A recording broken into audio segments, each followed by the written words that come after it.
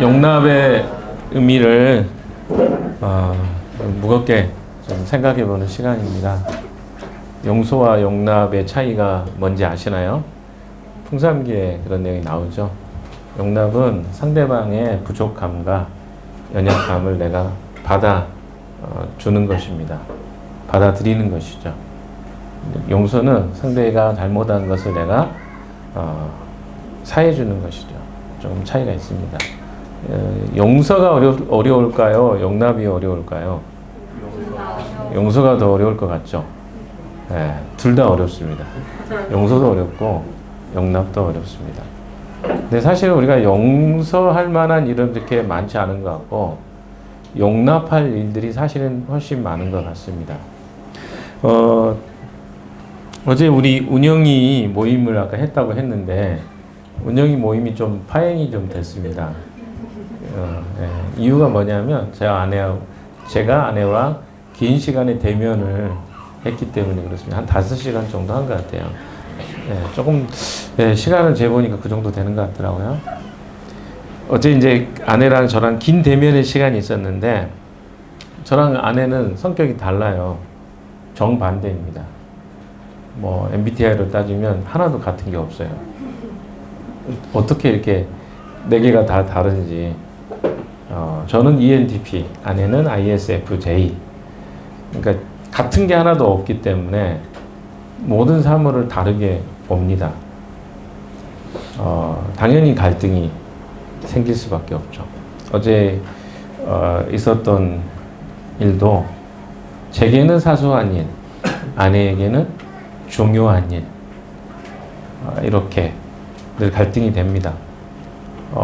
근데 저는 그게 그렇게 큰 일이 아닌데 왜 그렇게 생각하냐? 아내는 이제 그것이 너무 중요한 일인데 왜 그렇게 사소하게 생각하냐? 이런 갈등으로부터 시작했습니다. 5시간 정도 됩니다. 근데 결국은 제가 그 대면의 내용들을 좀 돌아보면서 감정도 격해지기도 하고 쉽지 않은 시간을 보냈습니다.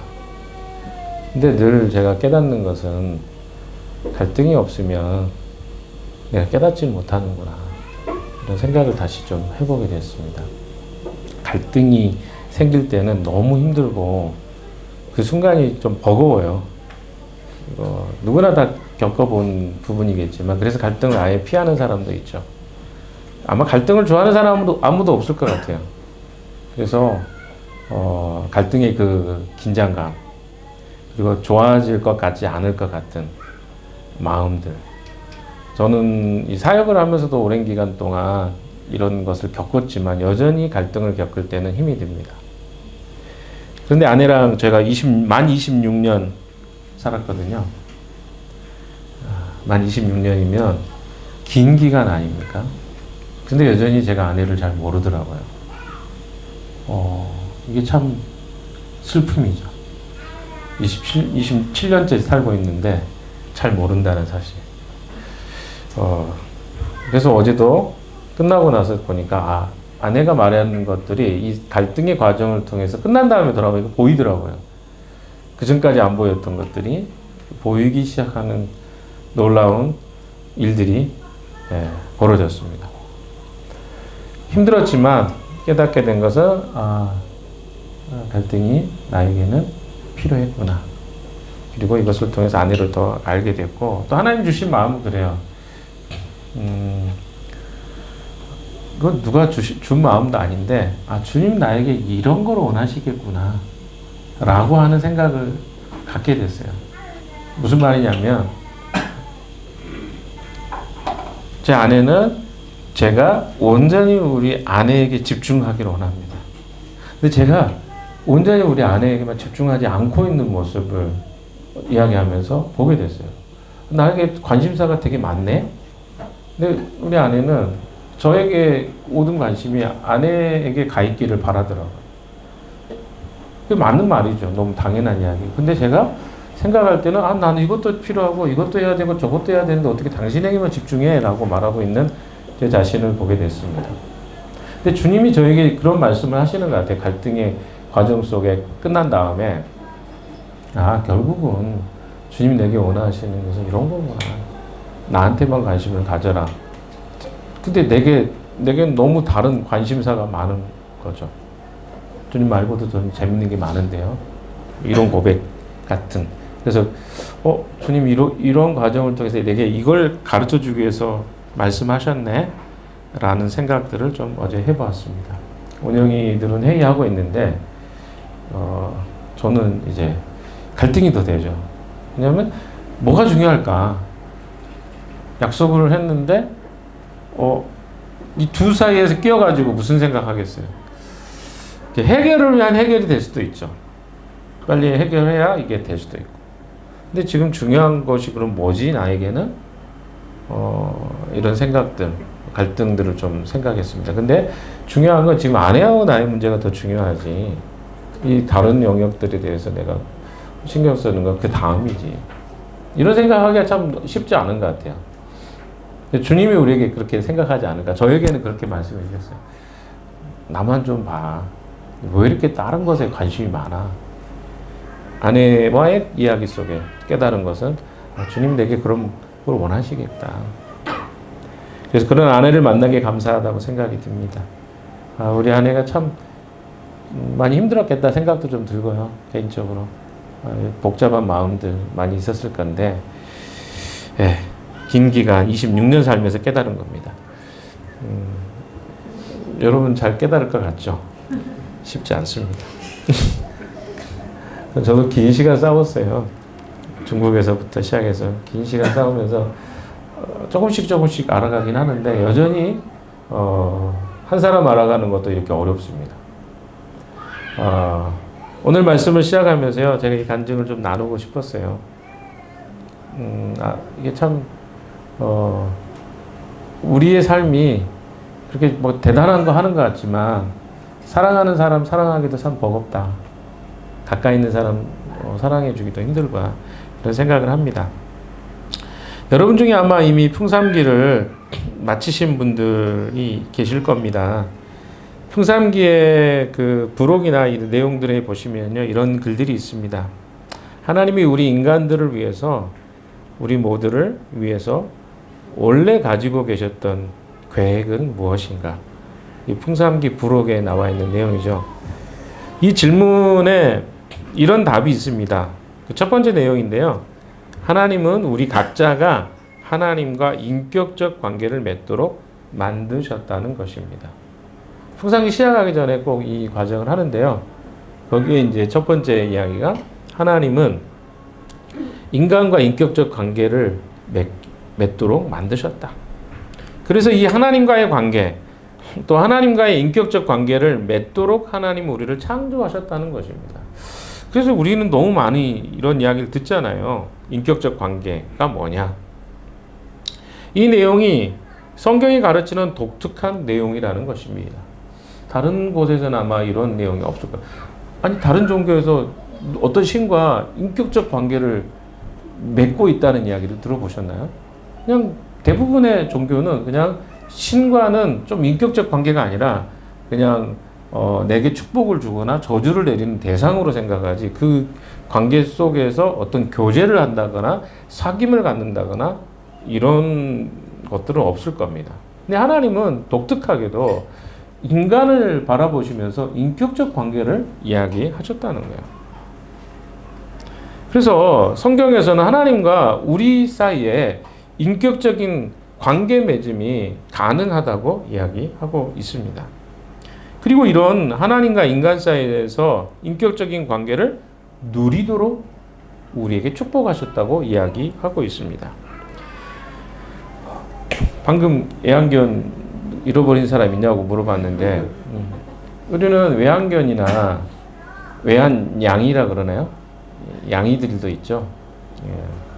강아지, 아니, 다양한 고양이들, 고양이를 양이라 그러잖아요. 반려묘입니까? 예. 외환양이라고 저는 생각했습니다. 반려묘들, 좋아하죠? 우리에게 힐링이 되잖아요. 아이들을 보고 있어도 너무 힐링이 되고, 또 그 녀석들이 인간을 얼마나 좋아하는지 충성스럽기까지 합니다. 과거에 저도 중국에서 그 포메리안 강아지를 키웠거든요.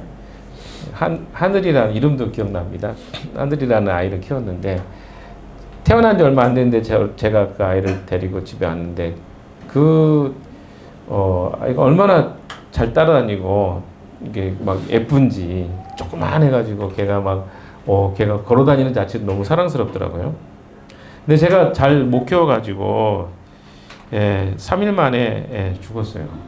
목욕을 잘못 시켜서 그 어떻게 관리를 제가 강아지를 어떻게 키우는지를 몰랐는데 이렇게 하다가 저는 잘 키운다고 했는데 며칠 사이에 이 아이가 죽었습니다. 그래서 이게 참 당황스럽더라고요. 근데 내가 좋아했기 때문에 그 다음부터 좀 강아지를 보는 게 쉽지 않더라고요. 물론 제가 잘 못 키워서 문제이긴 하지만 아무튼 그런 일이 있었습니다. 근데 이 아이들과 내가 인격적 교제를 가졌다라고 생각해 본 적은 없습니다. 애완견이나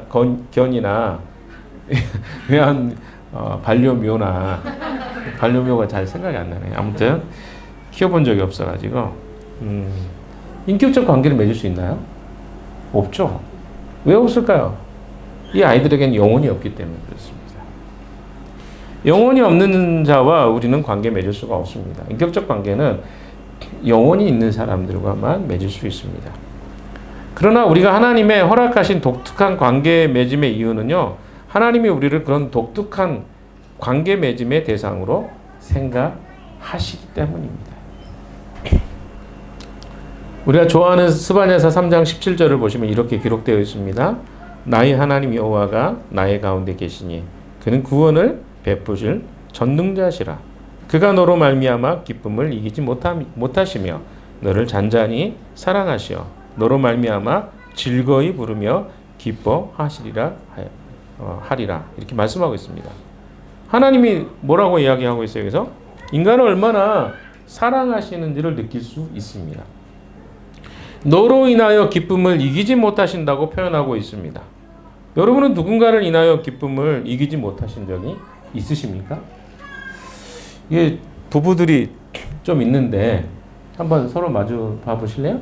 난 이 사람을 보면서 기쁨을 이기지 못하겠다 이런 느낌을 언제 지금 느끼시나요? 제 아내가 저를 그렇게 기쁨으로 보고 있지 않다는 느낌이 듭니다. 근데 기쁨으로 여러분 누군가를 사랑해 본 적이 있나요? 아내여도 남편이어도 그러기는 쉽지 않은 것 같아요. 뭐 좋을 때는 좋죠. 항상 좋기만 합니까? 우리들의 관계도 한번 보십시오. 늘 좋습니까? 힘들기도 하고 때로는 갈등도 있고 오해도 되고 이런 것들이 우리 인간사 아닙니까? 근데 주님은 우리를 향해서 이렇게 말씀하고 계신 것입니다. 하나님께서는 나를 바라보실 때 말할 수 없는 기쁨으로 나를 바라보고 계신다. 왜 강아지처럼 우리를 보시는 걸까요? 아니 제가 할 수 있는 최고의 그 표현은 이거밖에 없으니까 제가 자주 쓰는데 인격적인 존재로 누군가를 사랑한다는 경험이 제게는 그 첫 경험으로 우리 딸내미를 제가 처음에 며칠 전에 생일이었네요. 1월 9일날 생일인데 2002년이군요. 2002년 1월 9일에 제가 제일 먼저 봤거든요. 근데 이 아이를 이렇게 조그만 하잖아요. 이렇게 보는데 조그만 보는데 나를 너무 닮은 거야. 이건 분명히 내 딸이다. 우리 아내는 이제 수술해가지고 제가 제일 먼저 봤거든요. 나를 너무 닮았는데 이 아이가 아무것도 해주지 않는데 그 아이를 바라보고 있는 기쁨이 무엇인가가 저는 깨달아지더라고요. 이게 부모가 된다는 이런 거구나. 나를 너무나 닮은 아이가 이렇게 세상에 태어났는데 한없는 책임과 또 사랑스러움과 이것들이 함께 있었던 그 시간이 저에게 기억이 됩니다. 그 아이가 무엇을 해서 제가 기쁜 게 아니고 그냥 나를 닮은 존재가 이 땅에 태어난 것으로 내가 기뻐했던 그 기억이 있습니다. 그 이후로 아이가 자라가는 과정 속에 자고 있는 모습을 봐도 기쁘고 웃음이 나고, 우리가 존재로 누군가를 좋아한다고 사랑한다는 것은요, 그런 느낌인 것 같아요. 하나님 우리를 바라보시면서 내가 무엇을 했기 때문에 즐거워하시고 기뻐하신 것이 아니라 내가 존재하는 것으로 하나님은 기뻐하신다라고 이렇게 성경에 이야기하고 있는 것 같습니다. 오늘 본문의 내용을 보시면요, 베드로가 오순절에 성령이 충만하여서 예수 그리스도가 어떻게 메시아로 이 땅에 오셔서 구원자가 되셨는지를 구약으로부터 시작해서 설명하고 있습니다. 성경을 좀 올려주시고요. 구약의 선지자들이 미리 예언하시고 하나님께서 약속하신 이 예수가 메시아 되심과 어떻게 이스라엘 사람들이 그를 못 알아보고 죽였으며 또 죽으신 그가 부활하신 것과 요엘이나 다윗이 했던 시편의 내용들이 그들이 죽인 예수를 가리키고 있는지를 쭉쭉 설명해 주고 있는 내용입니다. 앞의 내용이 그런 내용이에요. 너희가 이 예수를 죽였다. 근데 이들은 하나님을 알고 있는 사람, 자기들이 생각할 때 하나님을 알고 있어요. 다른 말로 하면 성경을 알고 있었는데 하나님을 몰랐던 사람들이거든요. 근데 성경의 내용을 풀어준 거예요. 누가? 베드로가. 앞의 내용이 그거예요. 35절까지 내용. 그래서 쭉 설명하다 보니까 뭐가 딱 느껴지게 된 거냐면 내가 몰랐네, 이 사실을. 예수가 그리스도이시고 메시아라는 걸 내가 몰랐네. 그래서 뭐 한 거예요? 그를 십자가에 죽이는 일에 함께 동참했구나 라고 하는 깨달음이 이 순간 온 거예요. 36절은 그 깨달음이 있고 나서의 이야기입니다. 36절 같이 한번 읽어볼까요? 36절, 37절 같이 읽어보겠습니다. 시작. 여러분이 십자가에 못 박은 이 예수를 주님과 그리스도가 되게 하셨습니다. 사람들이 이 말을 듣고 마음이 찔려서 형제들이여 우리가 어떻게 하면 좋겠습니까? 하고 베드로와 다른 사도들에게 베드로가 이야기하는 그 설교의 내용을 듣고 그들이 제일 먼저 경험한 게 뭐냐면 찔림을 받았어요. 구원의 전 단계에 반드시 이 현상이 생깁니다. 뭐냐면 찔림이에요. 내가 뭐가 문제가 있네? 라고 하는 인식이 들어올 때 우리는 구원의 그 문 앞에 서 있다고 생각합니다. 그 전 단계죠. 그러니까 뭐냐면 내 인생에 지금 문제가 있네? 나는 내가 하나님 없이도 살아갈 수 있다고 생각했는데 그게 아니네? 내가 생각한 게 잘못됐네? 라고 하는 생각이 우리 안에 다가오잖아요. 찔림이 되잖아요. 그때가 이제 그 입문 단계예요. 예수를 영접할 수 있는 아주 가까이 가 있는 단계입니다. 예를 들어서 제 이야기 잠깐 드릴게요. 제가 88년도에 교회에 처음 출석하게 됐습니다. 88년도 오래된 이야기죠. 한 37년, 8년 정도 되더라고 보니까 벌써. 그런데 어느 날 제가 혼자 집에 있었습니다. 그때는 제가 예수를 믿지 않았어요.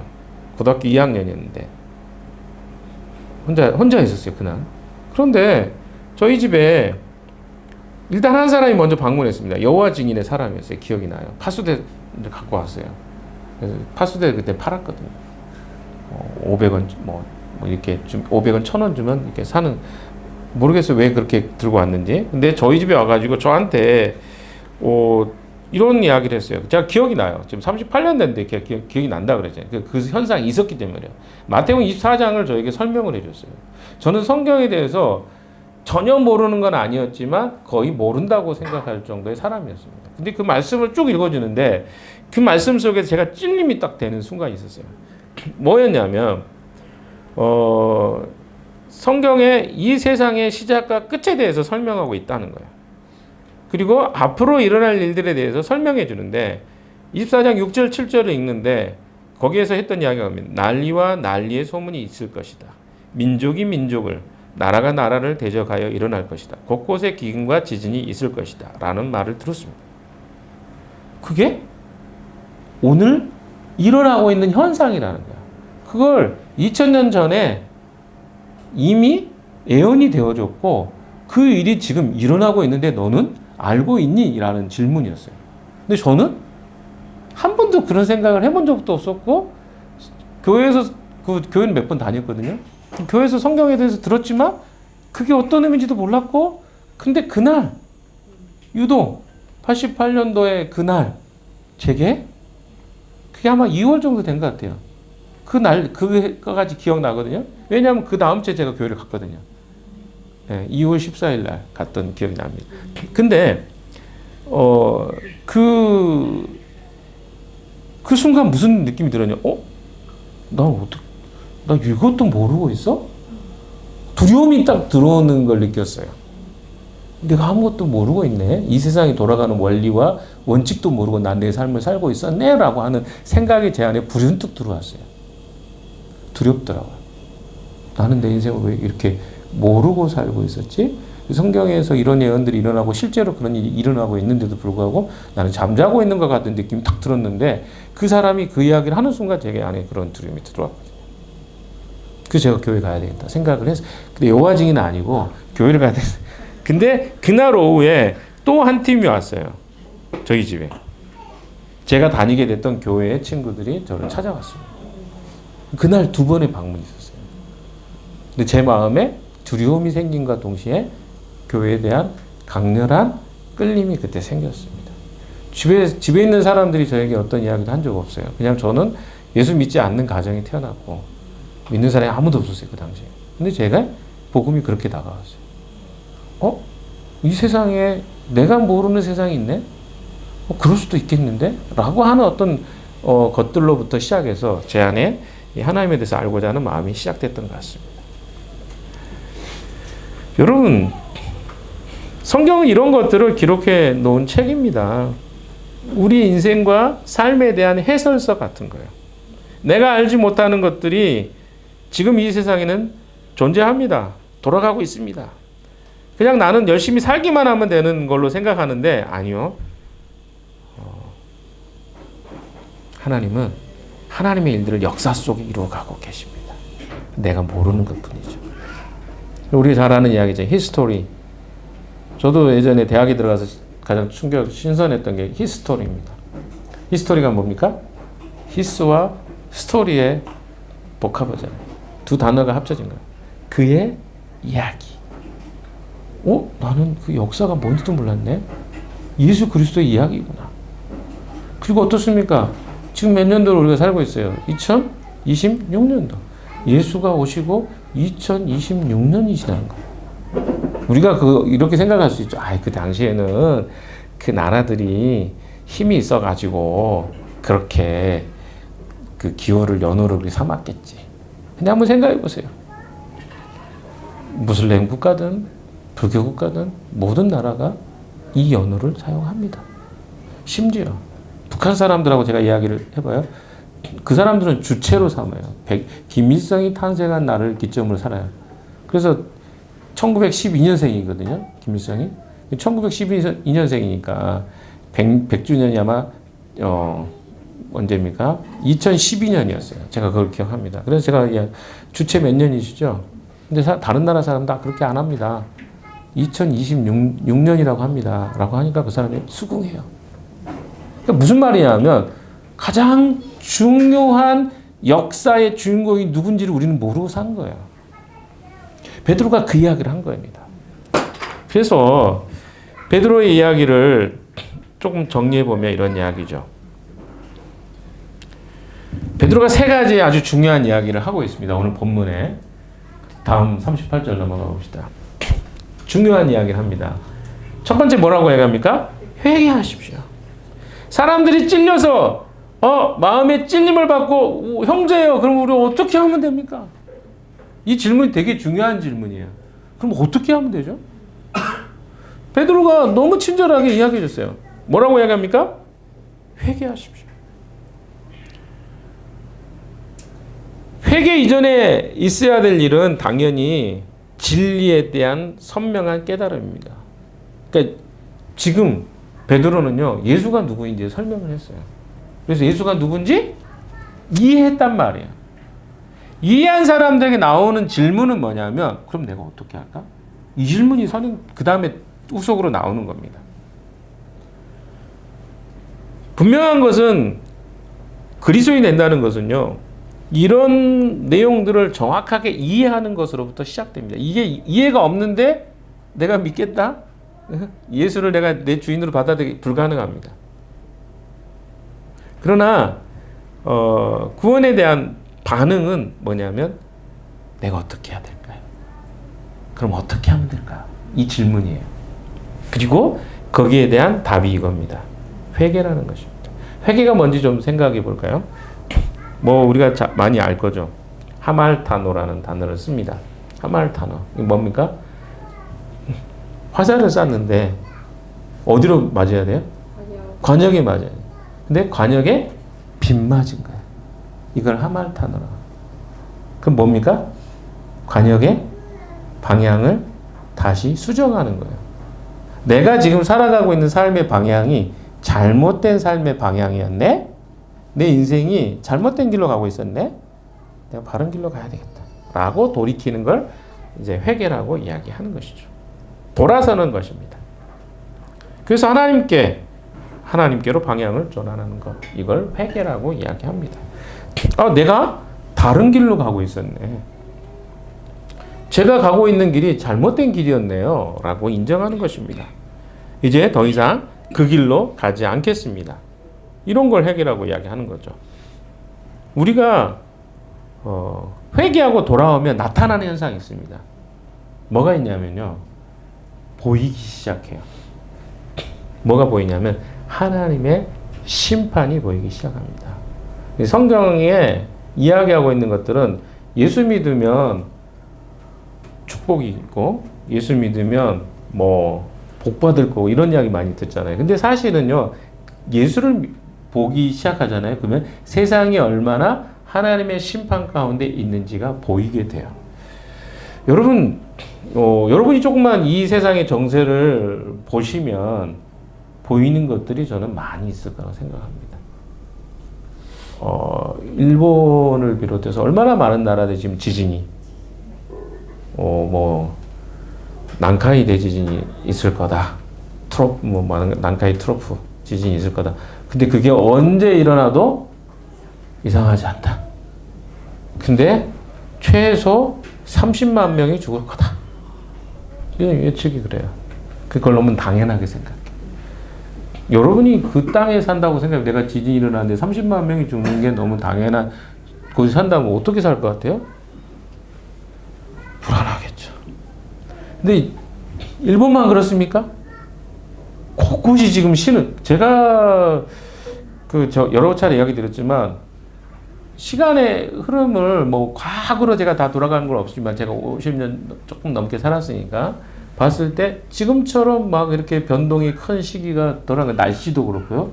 그래도 날씨가 예전에는 사만사온도 있고 이런 엘니뇨 현상이니 이런 거 아니어도 그냥 그래도 여름이 되면 적당히 덥고 시간 지나면 가을 되고 또 되면 겨울 되고 봄 되고 이렇게 했거든요. 근데 요즘에는 어때요?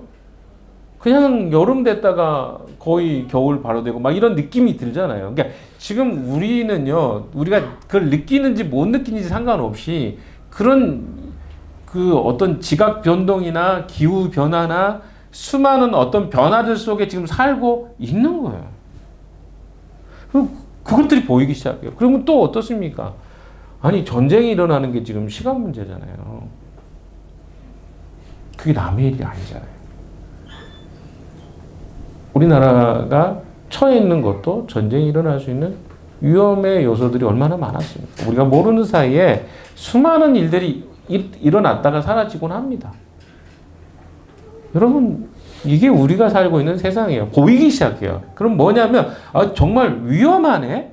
내가 살고 있는 세상이 그냥 안전하다고 생각하고 살았는데 언제든 이런 문제들이 생길 수 있는, 특별히 제가 이야기한 인천은 전쟁이 일어나면 도망도 못 간다니까요. 너무 가깝잖아요. 아니 지금 조금만 나가면 철조망 보여요. 우리 강화도 가다 보면 철조망 보이잖아요. 그 얼마나 될까요? 한 10분 15분 가면 되잖아요. 그러니까 이게 우리가 잊어버리고 살아서 그렇지 생각하기 시작하면 두려움 속에 살 수밖에 없어요. 그러니까 내가 왜 이야기를 하냐면 하나님의 공의의 심판은요, 반드시 임할 수밖에 없습니다. 이 공의적 심판이 무엇인가에 대해서 사람들이 이야기합니다. 죄의 대가에 대한 거죠. 여러분, 죄가 대가를 치르지 않습니까? 아니, 뭐, 최근에 우리 전 대통령이죠. 재판이 되고 있어요. 1월 달에 선고가 날, 얼마 안 남았어요, 선고가. 근데, 생각해 보세요. 내가 죄가 아니라고 부인하면 죄가 아닙니까?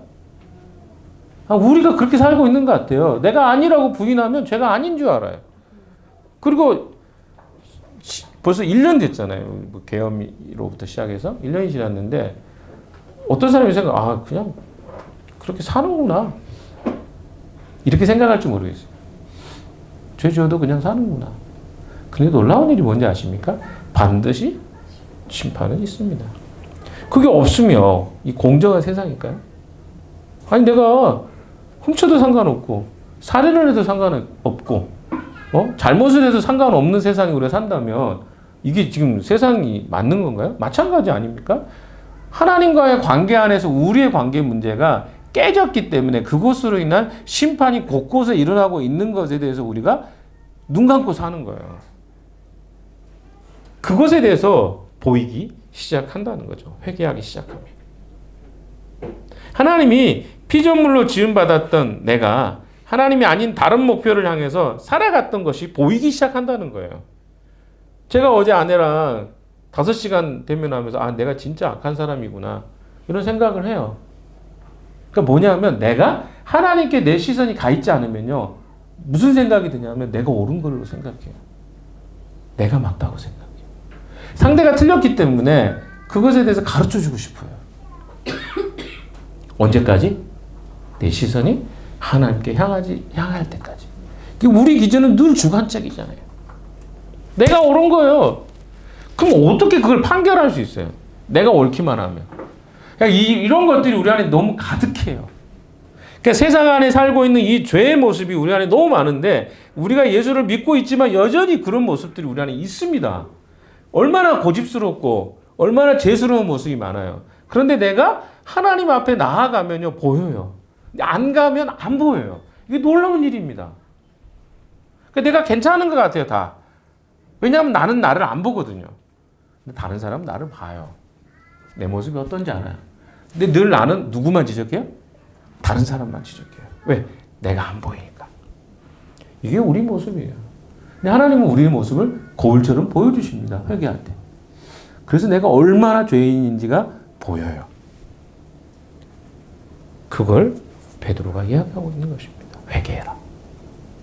그럼 네가 어떤 상태인지가 보일 것이다. 이렇게 말하고 있는 거죠. 여기 보시면 예수의 이름으로 세례를 받고 각 사람은 회개한 다음에 그 다음에 해라는 게 뭡니까? 예수의 이름으로 세례를 받아라. 예수의 이름으로 세례를 받는다는 말의 뜻이 무엇입니까? 예수 그리스도께서 하신 일과 예수 그리스도께서 약속하신 것에 의해서라는 표현입니다. 그래서 예수 그리스도의 이름으로라고 이야기한 것은 단순히 예수님 이름 부르면 다 되는 게 아니라 방금 이야기했던 예수 그리스도께서 하신 일과 예수 그리스도께서 약속하신 일에 근거해서 어떻게 하라는 거예요? 세례를 받으라는 거예요. 세례에 대한 이야기는 여러분이 많이 알 거예요. 들어보셨죠? 베프티즘 이렇게 뱁타이저 원래 원어는 뱁타이저라는 뜻인데 그 뭐예요? 뭔가를 내가 뒤집어 쓰는 거예요. 뒤집어 쓰는 건데 어떻게? 염료라든가 옷감에 염료가 뿌려지는 거. 뭐 이런 것들을 세례라고 합니다. 그러니까 원래는 두 개였는데 하나가 되는 거죠. 예수 그리스도와 내가 하나가 되는 거예요. 다시 얘기하면 예수 그리스도를 내가 뒤집어 쓰는 거예요. 아니 반대로 하면 그리스도께서 우리를 뒤집어 쓰신 거죠. 뒤집어 쓰인다면 자기가 뭐 더 주관적인 것 같아서 그리스도가 우리를 뒤집어 씌우신 거죠. 그러니까 예수님 뭐요? 죄인이 되셨다고 이야기하잖아요. 죄인이 아닌데 우리의 것을 그리스도가 대신 감당하신 거예요. 뒤집어 쓰신 거죠. 범죄하면 범죄 사실 어떻게 해요? 지금 재판할 때 다른 사람한테 다 뒤집어 씌우잖아요. 안타깝죠. 자기가 해놓고 나를 말렸어야지 왜 이걸 안 말려가지고 계엄을 하게 해서 지금 이렇게 말하면 이거 뒤집어 씌운 거잖아요. 자기가 최고 높은 위치인데 이런 말을 했다니까 문제가 있는 거죠. 뒤집어 씌우면 안 돼요. 그리스도가 우리를 대신해서 그 죄를 뒤집어 씌우신 거예요. 쓰신 거예요. 그래서 우리가 죄를 용서함 받은 거잖아요. 이게 바로 예수의 이름으로 세례 받는다는 의미입니다. 그와 하나가 되는 거예요. 우리는 그리스도를 다 알 수가 없습니다. 그러나 내가 아는 것이 내 인생을 걸 만큼 가치 있다고 그래도 생각될 때 우리는 세례를 받는 거예요. 여러분 중에 세례를 받았던 분들, 세례 받았으셨던 분 한번 손 한번 들어보세요. 세례 다 받았죠. 우리 태기도 세례 받았다고 내가 들었는데. 네. 일단 한번 손 한번 들어. 세례 안 받으세요? 다 받았죠? 자, 내려오세요. 자, 그런데 여러분 진짜 세례가 어떤 의미인지 알고 받으셨어요? 초코파이 세례라고도 군대에서는 이야기하죠. 초코파이 주면 그것 때문에 세례도 받고 군중세례, 진중세례도 받는 다 나쁜 건 아니지만 그렇게 해서 세례 받는 사람도 있어요. 그러나 진짜 예수가 누군지에 대해서 설명을 제대로 듣고 이해하고 세례를 받지 않으면 그것은 또 다른 의미가 있는 것입니다. 여러분 지식이 충분하게 이해되어야 돼요. 세례 받을 때. 왜? 그리스도와 내가 하나가 되는데 아니 내가 결혼을 하는데 아무나 할 수 있어요? 아무나 할 수 있어요? 결혼 자체가 목적이 되는 것이 가능합니까? 불가능하잖아요. 가끔 그런 경우가 있긴 있습니다. 제가 중국에서 선교사역을 할 때 탈북한 우리 분들에서 여성분들이 많이 탈북하는데 신분이 중국에서 살 수가 없기 때문에 이제 결혼을 합니다. 돈 주고 그 농촌의 시골의 청년들하고 결혼하는데 이런 경우는 있을 수 있을 것 같아요. 그러나 우리가 진짜 내 인생 전체를 진중하게 생각하는데 결혼을 어떻게 함부로 합니까? 예수가 누군지에 대해서 내가 명확하게 이해할 때 그와 함께하는 것도 선택할 수 있는 거죠. 세례는 그런 의미입니다. 그런데 또 하나 세례는 뭡니까? 대중적, 그러니까 이게 뭐냐면 공적 의미도 있어요.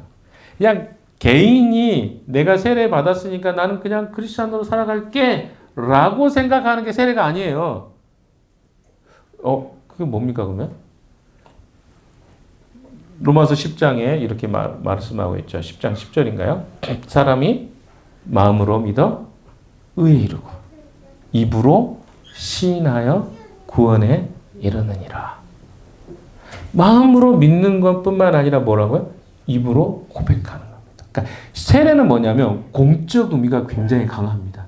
그냥 나 개인적으로 신앙생활 할 게가 아니라 공동체 앞에서 선언하는 거예요. 내가 그리스도인으로 뭐라고요? 저는 정말 예수를 주인으로 믿습니다라고 하는 선언을 내가 공적으로 하는 거예요. 공동체 앞에서. 여러분 그렇게 하셨나요? 세례를? 그런 의미로? 여러분 결혼할 때 우리 수빈이 최근에 결혼했으니까 우리가 왜 가서 축하했을까요? 공적 의미가 있는 거예요. 두 사람이 그냥 살 수도 있어요. 그러나 어떻습니까? 결혼식을 하는 것을 통해서 공적으로 우리는 결혼했습니다. 와서 축하해 주세요. 우린 이렇게 잘 살겠습니다. 이걸 공적으로 하는 거하고 사적으로 하는 거 차이가 엄청 커요. 신앙생활 똑같습니다. 세례는 그런 의미가 있어요. 그래서 그 이름으로 세례를 받아 공적으로 선언해라. 이거 하라는 거예요. 회개하고. 이게 첫 번째 요구입니다. 두 번째 뭔가? 뒤에 죄 용서를 받으십시오. 그렇죠? 세례를 받고 죄 용서. 자, 세례가 먼저 가고 그다음 뭐가 됩니까? 죄 용서가 됩니다. 공적으로 내 신앙 고백하는 것까지가 돼야 뭐가 되냐면 진짜 죄사함이 됩니다. 그러니까 처음에 제일 먼저 회개하고 세례 받고 죄 용서 받는 거. 이 세 가지가 같이 따라와요. 다시 순서도 잘 중요합니다. 회개를 고백합니다. 그다음에 세례를 받고 그다음에 죄 용서. 이게 같이 가는 거예요. 아, 진짜 그 사람은 죄가 용서함 받았다라는 것이 인정되는 거예요. 공적으로. 왜? 단순히 마음으로만 믿고 하는 게 신앙이 아니라는 거예요. 자, 두 번째 요구하는 것은 뒤에 보시면 그리하면 뭘 받는다고요? 성령을 선물로 받습니다. 여기도 좀 어렵죠. 회개도 어려웠는데 성령은 또 뭐냐? 성령을 세례를 한 다음에 내가 하나님 앞에 돌아온 다음에 받을 수 있는 두 번째 선물이거든요. 여러분 안에 성령이 계신 걸 여러분 믿으십니까? 예? 예, 약해. 우리 교회 가장 약한 아멘이 제일 약해요, 우리 교회. 그래서 좋습니다. 여러분의 아멘만큼 신앙이 가는 거예요. 근데 우리가 아무거나 아멘 할 필요는 없어요. 저는 그걸 명확하게 이해합니다. 제가 그런 스타일도 아니고. 그러나 명확하게 여러분 이해하셔야 되는 건 뭐냐면 아멘이라는 말은 동의하는 거예요. 저도 그렇게 생각합니다. 믿습니다거든요. 근데 왜 여러분은 사실인데도 동의하지 않아요? 그건 다른 거예요. 그러니까 이거는 여러분이 그냥 우리 교회는 원래 그래가 아니라 그것에 대해서 구별하셔서 내가 정말 그렇게 믿는 거 동의하셔야 돼요. 저도 그런 부분에 있어서 많이 부담감 느낍니다. 우리 교회 너무 머리로 너무 많이 굴려. 그래서 머리 굴리는 거 좋아. 그런데 동의되는데도 왜 아멘 하지 않지? 이거 아멘은 굉장히 중요한 고백 중에 하나예요. 주님 앞에 고백하는 거거든요. 그래서 여러분 안에 제가 진짜 격하게 동의될 때는 이렇게 재채기하지 마시고 기침하지 마시고 아멘을 하십시오. 나중에 아시겠죠? 네. 아시겠죠? 네. 여전히 어렵습니다. 연습을 많이 해야 될 것 같아요. 제가 좀 열심히 하겠습니다. 그 부분은. 자, 수많은 사람들이 하나님만 믿고 신앙생활하면 되는 거지. 뭐 성령은 또 뭐야? 성령에 대해서 굉장히 어렵습니다. 목사님들조차도 제가 그 하나복에서 그 교육을 하잖아요. 같이 본강좌나 시간 그 성령에 대한 이야기하면 모르시는 분 의외로 많아요. 아는데 개념을 아는데 성령과 어떻게 동행하는지는 모르겠는. 그런 사람이 의외로 많습니다. 자, 그러면 성령에 대한 이야기를 잠깐 해봅시다. 자, 성령의 선물을 받으면 어떤 일이 일어날까요? 성령이 우리 안에 오시겠다고 약속하셨습니다. 그렇죠? 성령이 뭐 사도행전 1장 8절에 나오죠. 오직 성령이 너에게 임하시면 너희가 권능을 받고 예루살렘과 온 유대와 사마리아와 땅끝까지 이르러. 이 말씀 너무 유명한 말씀. 성령이 임하시면 증인이 되는 거예요. 전도라는 것도요. 누가 하느냐면 성령이 임재하는 사람들이 하는 거예요. 여러분 전도한다는 것이 불가능합니다. 우리가 하는 거라. 왜요? 한번 생각해 보세요. 사람이 내가 몇십 년 동안 예수를 안 믿었어요. 근데 그 사람이 어떻게 예수를 믿을 수 있냐고요. 내 안에 어떤 변화가 생기기까지 어떤 제가 물리적 용어로 많이 설명하잖아요. 제 안에 그냥 안 믿는 삶이 쭉 됐어요. 근데 어느 날 갑자기 난 믿고 싶어 이런 생각 안 든단 말이에요. 그래서 뭐가 생겨야 되냐면 내 안에 내적인 에너지가 충돌이 와서 변화가 생겨야만 방향이 바뀐단 말이에요. 근데 그걸 누가 하겠냐는 거예요. 성령이 하시는 겁니다. 자, 그런데 우리가 이렇게 이야기하죠. 여기 보면 성령을 선물로 받을 것이다 그랬어요. 누가 이야기한 거예요? 베드로가 성경을 통해서 우리 이야기한 거예요. 우리는 성경을 굉장히 중요한 근거로 생각합니다. 예수를 믿으면 성령이 우리에게 임하셔요. 근데 생각해 봅시다. 그럼 내 안에 성령이 계시나요? 안 계시나요? 네. 다시 여기 말씀에 보면 회개하면 그리고 예수 이름으로 죄 용서를 받으면 그다음 뭐가 있다고요? 성령으로 선물을 받는다고 말씀하셨다니까요. 그러면 내 안에 성령이 계시나요? 안 계시나요?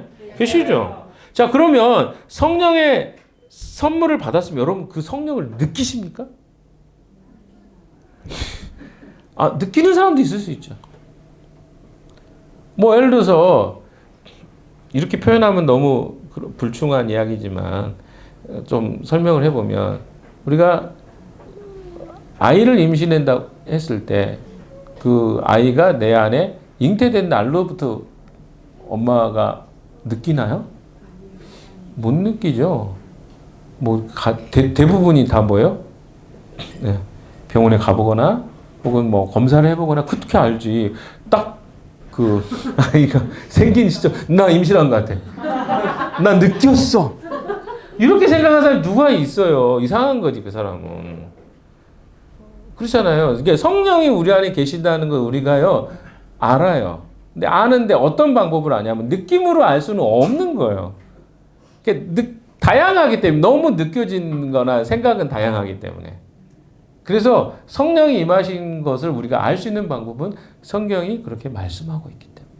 그럼 이렇게 생각해요. 아니 성경의 말씀 어떻게 믿어요?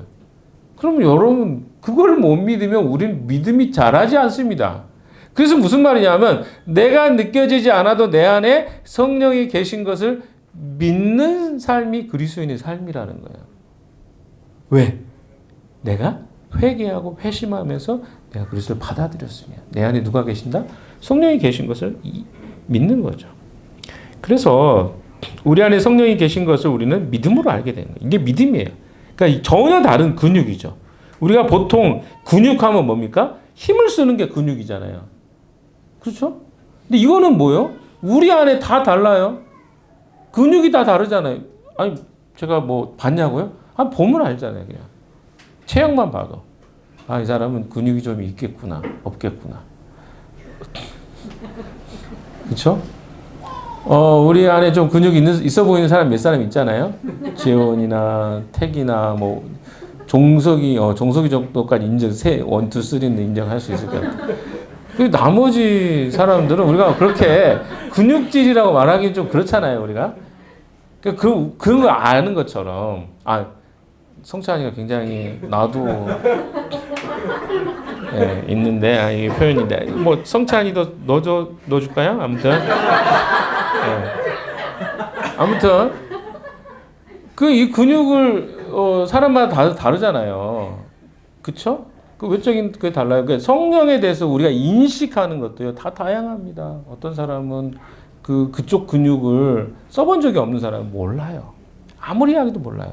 그러나 계속해서 성령의 음성을 들으려고 노력하고 또 집중하고 순종하는 사람은 어떨까요? 느껴져요. 성령이 내게 말씀하시니 깨달아지고. 그게 뭐냐고요? 그건 나중에 우리가 성령을 다룰 때 한 번 더 이야기하기로 하고요. 바로 우리 안에 성령이 계신 것을 우리는 알 수 있게 된다는 거죠. 그래서 우리가 열린 마음으로 계속해서 성령이 어떻게 내게 말씀하시고 일하시는가를 추적해 보면 압니다. 우리가 완고했던 저나 아내랑 둘이 그렇게 한 5시간 하다가 마음이 다시 몽글몽글 회복되는 것 어떻게 가능하겠어요? 내 고집만 하면, 내가 계속해서 내 주장만 하면요, 이건 지옥입니다. 물론 그 싸우는 시간 자체가 지옥이었어요. 힘들었어요. 그런데 내 시각이 어디로? 하나님 관점으로 열리면요, 다른 관점으로 보여요. 제가 아까 이야기했잖아요. 제가 여러분에게 잘 보이려고 말하는 게 아니라 보이기 시작해요. 내가 몰랐던 것들이 깨달아지고 그동안 전혀 관심 갖지 않았던 영역들이 보이기 시작해요. 이게 성령이 하시는 일들이에요. 어떻게 이게 가능합니까? 세 번째, 이 예수를 영접하면 일어나는 일들인데 이거 이야기하면 또 여러분 기분 나빠하실 분들이 있을 수 있지만 이야기를 해봅시다. 또 그 이야기야? 근데 제가 오늘 주제를 뭘로 잡았는지 아세요? 네? 그리스도를 믿는 자들의 공동체 교회. 그 이야기를 하려고 합니다. 세 번째 이야기예요. 자, 말씀 볼까요? 자, 39절 한번 읽어볼까요? 시작. 이 약속은 여러분과 여러분의 자녀와 또 멀리 떨어져 있는 모든 사람, 또 우리 주 하나님께서 부르시는 모든 사람에게 주신 네, 모든 사람에게 주신 거죠. 다 뒤에 넘어가면 40절.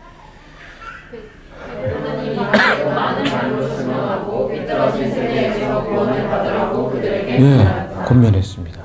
그리고 41절에 이야기가 나오죠. 시작. 그의 말을 받아들인 사람들은 세례를 받았다. 이렇게 해서 그날의 신도의 수가 약 3,000명이나 늘어났다. 여기에 이제 좀 변수가 신도의 수가 교회가 성장했네 이렇게 생각할지 모르겠어요. 근데 중요한 건 뭐냐면 여기에 3,000 그러니까 신도 수는 그 빼도 돼요. 그럼 뭐가 중요해요? 그날에 약 3,000명이나 그리스도인이 늘어났다. 이 말이 중요해요. 그게 뭡니까? 공동체를 이야기하는 거예요. 이미 메시아를 그리스도라고 예수를 그리스도라고 고백하는 사람들이 3,000명이 더 늘어난 거예요. 그러니까 단순히 그런 숫자가 늘은 게 아니라 예수를 누구라고? 그리스도라고 고백하는 사람이 3,000명이 늘어났대요. 나와 같이 예수를 섬기고 주님을 섬기고 나와 같은 길을 걸어가는 사람이, 나와 같은 싸움을 하는 사람들이 있는 곳이 공동체입니다. 저는 그렇게 생각합니다. 여러분들 중에 이런 생각을 많이 하실 거예요. 우리 교회는 되게 공동체를 강조한다. 우리는 공동체를 강조하는 교회다. 근데 여러분 조금 다르게 생각해 볼까요?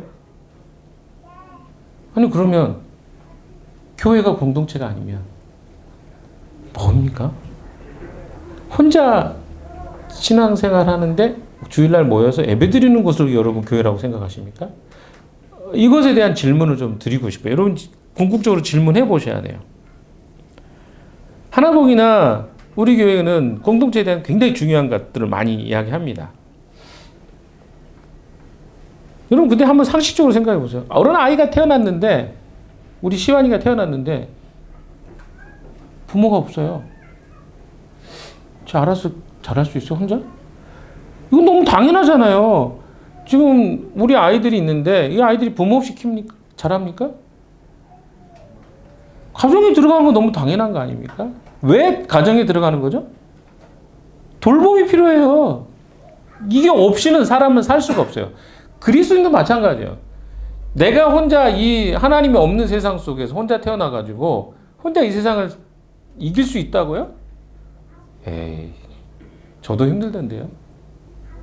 저도 중국에서 선교사로 있다가 딱 나왔는데 진짜 안 되더라고요. 예배 드리는 것도 힘들고 기도하는 것도 힘들고 안 돼요. 왜? 혼자 하려고 하니까.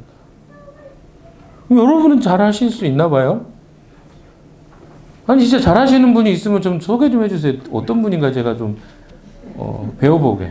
근데 그런 사람이 없다는 거예요. 그러니까 그렇게 생각할 수는 있어요. 혼자 그래도 신앙생활 하면 되지 않을까? 그러나 대부분의 경우는 혼자 신앙생활은 불가능하다는 거죠. 그래서 공동체가 필요한 거예요. 신앙생활을 잘하기 위해서. 하나님을 알아가는데 어떻게 이 세상에 하나님과 반대되는 생각으로 가득 차 있는 세상 속에서 하나님을 내가 잘 믿을 수 있다고요? 불가능해요. 그리고 또 그렇지 않습니까? 우리가 공동체로 존재한다는 게 되게 독특하게 여러분이 우리 공동체를 이야기하지만 다른 곳에 한번 가서 사람들하고 이야기해보면 우리가 좀 다르네?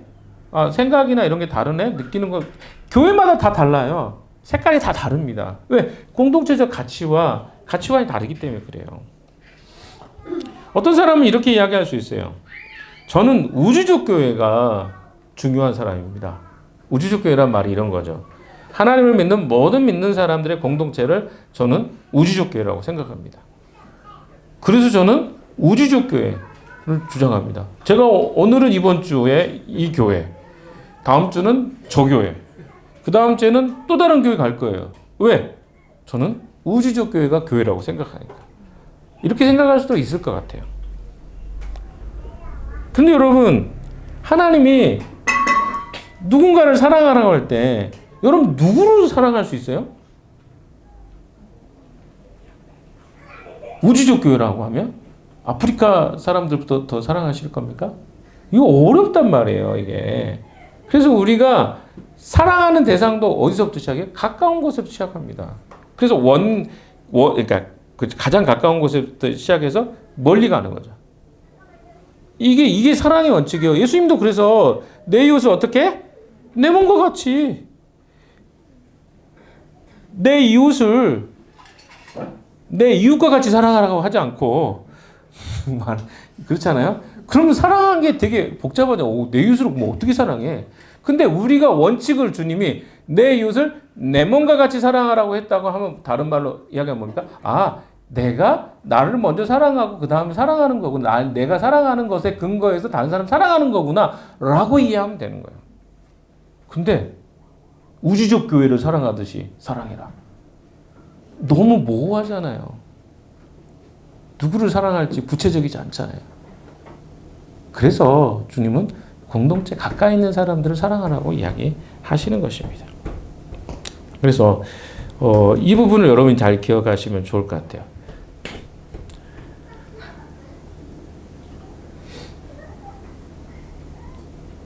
마치 이런 거 아닐까요? 우주적 교회를 사랑한다는 것은 나는 우리 국가를 사랑합니다.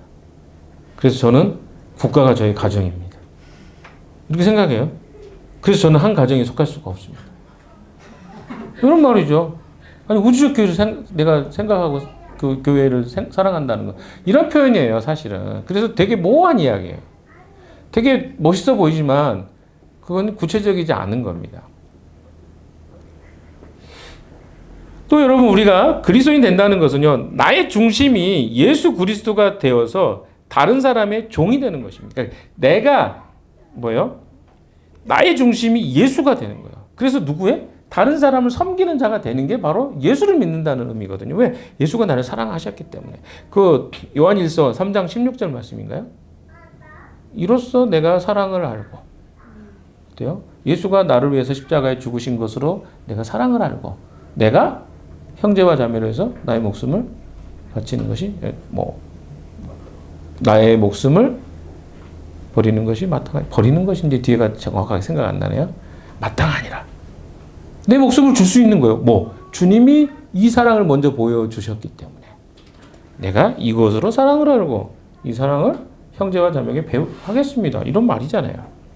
그래서 예수가 나의 중심인 사람들은요, 목표를 향해 가는 겁니다. 예수라는 목표가 있기 때문에 그 목표가 내 최종 목표지란 말이에요. 자, 그래서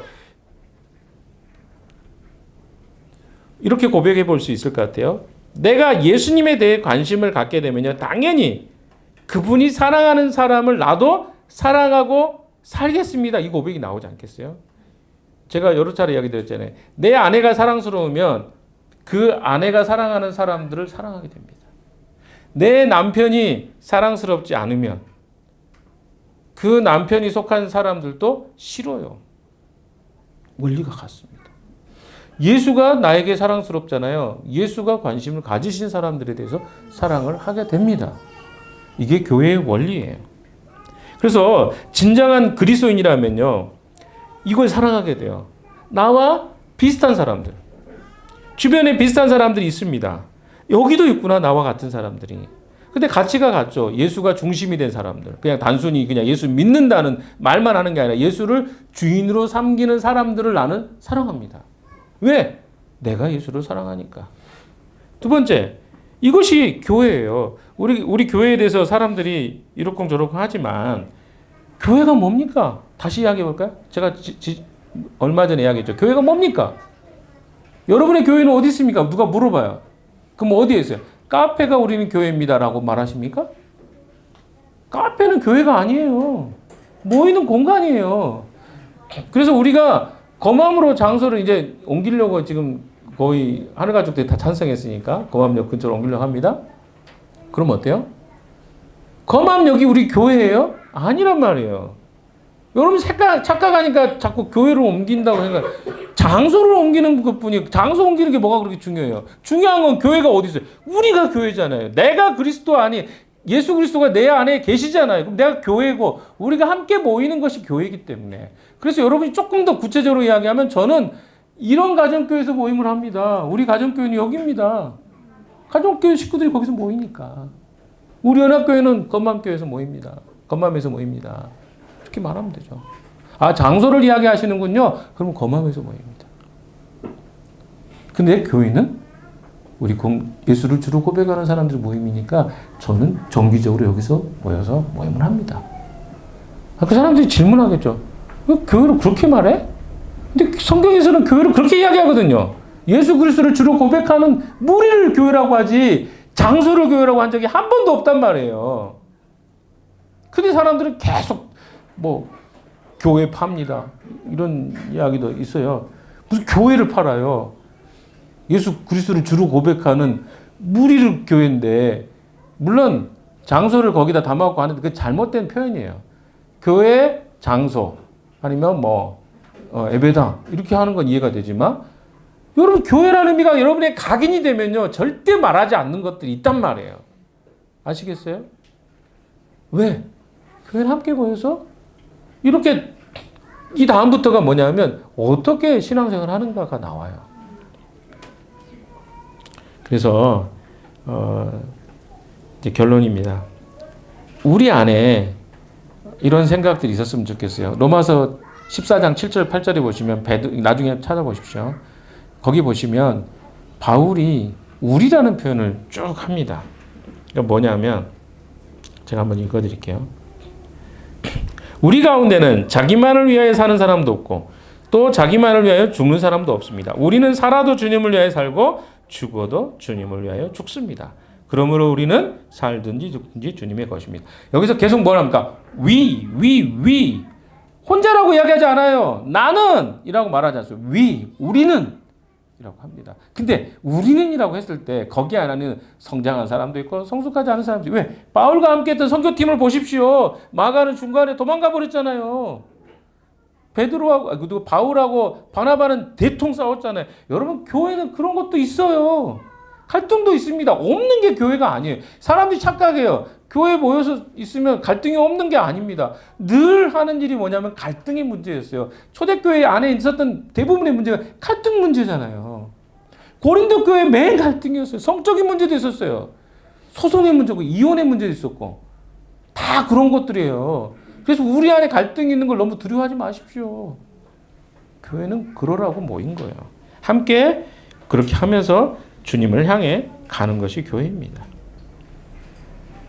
그래서 이런 공동체성을 유지해 가는 것 교회가 하는 일이다. 갈등은요 시간이 지나면 반드시 해결됩니다. 저는 그걸 믿어요. 안 될 수도 있죠. 그러나 저는 제가 경험한 거 대부분 해결되던데요. 조금 그 시간에는 힘들 수 있어요. 마음에 상하기도 하고 뭐 오늘도 그런 일 있죠. 아까 뭐 예배 드리기 전에 잠깐 우리 이야기하면서도 막 서로 다른 견해가 있어요. 그러나 이런 것들은요 다른 어떤 문제를 바라보는 관점의 차이지 근본적 차이가 아니잖아요. 이런 일도 우리에게 늘 있는 거예요. 사랑하는 여러분, 우리는 교회에서 나와 비슷한 사람들이 함께 모여 있는 것이 축복이라고 생각합니다. 함께 할수록 축복이 그게 많지 않아도 돼요. 우리 30명 뭐 이 정도 규모 되는데 여기 안에서 잘 생활하셔도 돼요. 우리 여러분이 더 큰 교회 가면 더 좋을 것 같죠. 공간은 좋을 거예요. 확실히 좋습니다. 우리처럼 이렇게 막 오늘 땜빵 해가지고 그 뭐죠 전기 매트 가져와가지고 우리 추워서 애들 했는데 이런 공간이 아니라 진짜 설비가 좋은 데 많아요. 그게 교회라고 생각하시면 그렇게 하셔도 돼요. 그러나 우리는 더 중요한 이런 하나님이 우리에게 나와 같은 생각과 가치를 가지고 있는 사람을 이렇게 만나게 해주신 것이 축복이라고 생각하면 이 안에서 우리는 뭘 배워야 돼? 그리스도를 닮아가고 배워가고 함께 성장하는 것. 이거 우리가 해야 될 일이라고 생각합니다. 그래서 이 한 주도 우리에게 주어진 이런 일들 속에서 예수가 중심이 돼서 공동체 안에서 함께 성장하고 자라가는 일들을 우리는 합시다. 일이 많아요. 우리가 잘하려고 하면, 그러니까 잘해보려고 하고 열심히 하면 일이 더 커지고 복잡합니다. 근데 그것도 하나님이 하나씩 해나가실 거라고 저는 믿습니다. 우리 공동체로 불러주신 그 주님께 감사하면서 한 주도 공동체 안에서 함께 성장해가는 여러분 되시기를 주님의 이름으로 축원합니다. 같이 기도하겠습니다. 하나님 아버지, 우리가 함께 교회로 세워져 가게 해주셔서 감사합니다. 이후에 또 우리가 교회에 대해서 이야기할 때 주님 교회를 잘 설명하고 또 교회 안에서 함께 지어져 갈 것들 기대하는 저희들 되게 해 주시옵소서. 예수 그리스도 이름으로 기도했습니다. 아멘.